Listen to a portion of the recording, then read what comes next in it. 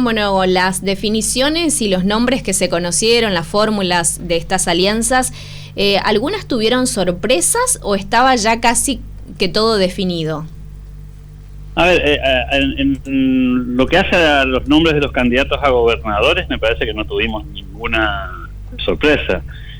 Finalmente fueron los candidatos que se venían barajando semanas antes, algunos ya anunciados, como el caso de Ricardo Colombi o Martín Acuba, que ya hace bastantes semanas sabemos que iban a ser candidatos porque ya estaban presentados oficialmente.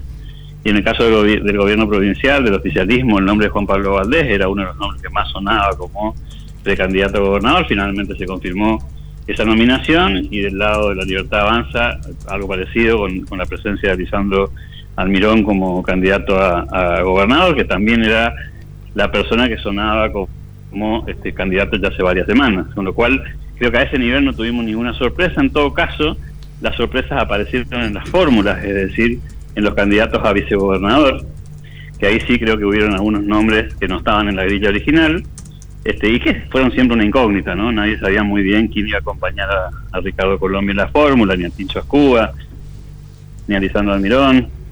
Quizás el candidato a vicegobernador del oficialismo, Pedro de la Pocar, era probablemente también una figura esperable en esa fórmula, porque es la modalidad que viene trayendo el gobierno hace muchos años, esto de repetir al vicegobernador, darle el segundo mandato al vicegobernador que está en ejercicio y que todavía tiene posibilidad constitucional de ser candidato, pero el resto, digamos, quizás fueron nombres no esperados, ¿no? Uh-huh. En cuanto a estas alianzas también, el viernes cuando dialogábamos nosotros, Alberto, hablábamos acerca de lo importantes que serían los candidatos a intendentes en estas elecciones. ¿También hubo por allí algunas sorpresas en las alianzas que se definieron?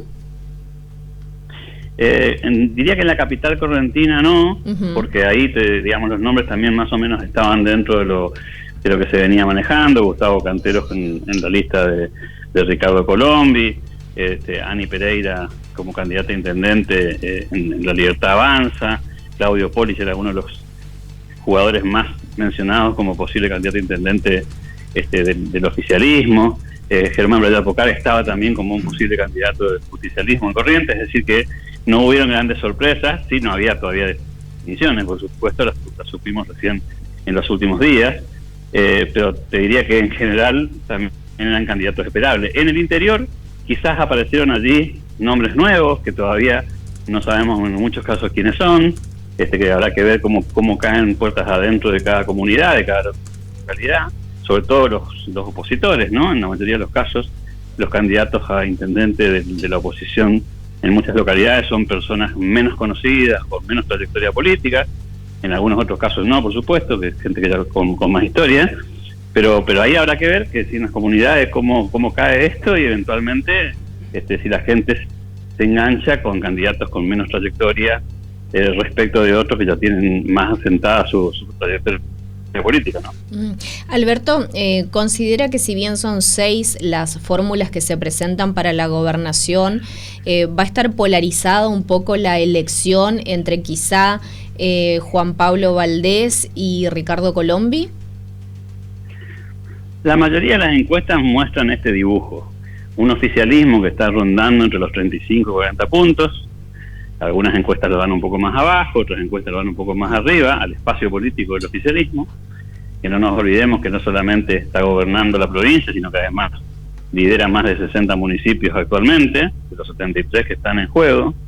Y después hay como una especie de paridad, según los encuestadores, depende de la encuesta que hemos visto, entre lo que podríamos llamar Encuentro por Corrientes de la mano de Ricardo Colombi, La Libertad Avanza en la mano de Lisandro Almirón y el justicialismo en la mano de Tincho Acuba. Ahí hay mucha paridad entre esas tres fuerzas políticas. Después empieza la etapa de las especulaciones, ¿no? ¿Quién cree uno que le va a ir mejor? Si eventualmente le parece que está más preparado, menos preparado, con más candidatos, con menos candidatos, quién consiguió armar una lista un poco más compacta.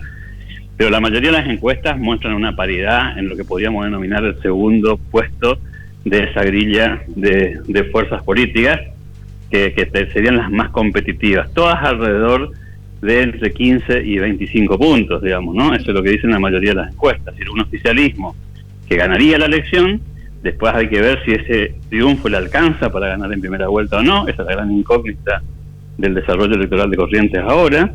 Saber si el oficialismo tendrá la suficiente cantidad de votos para traspasar la línea de 45 puntos que se necesitan para ganar en primera vuelta, o eventualmente conseguir más de 40 y una diferencia de 10 puntos, que sería la otra modalidad para también ganar en primera vuelta. Y ver eventualmente quién sería el segundo, digamos, ¿no? ¿Quién de todas esas fuerzas políticas que están compitiendo por el segundo lugar consigue mejorar o optimizar su rendimiento electoral. Alberto, será una campaña corta esta, hasta el 31 de agosto. Sí, corta y me imagino bastante dura, en términos de agravios, de ataques. Estamos viviendo épocas de fake news, un tiempo de campañas digitales, con muy poco despliegue temporal, son 6 semanas, eso hace que todo sea mucho más vertiginoso, y probablemente haya mucha polémica, mucha discusión, mucho ataque, quizás también operaciones de prensa. Van a ser parte de las reglas de juego de lo que podríamos denominar lamentablemente la nueva política, ¿no? En la que este tipo de cuestiones son lamentablemente cotidianas.